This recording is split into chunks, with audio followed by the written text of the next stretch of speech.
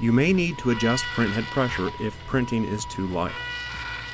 If the print on the left side of the label is too light, increase the dial setting. Pause the printer.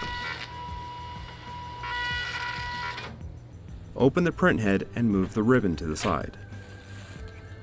Close the printhead. The printhead pressure adjustment dials have setting marks from 1 to 4. Increase the dial setting one position. Readjust the ribbon. Close the printhead. Press pause to test the print quality. Always use the lowest printhead pressure necessary to produce good print quality. If the print on the right side of the label is too light, increase the outside dial setting. Pause the printer. Open the printhead and move the ribbon to the side.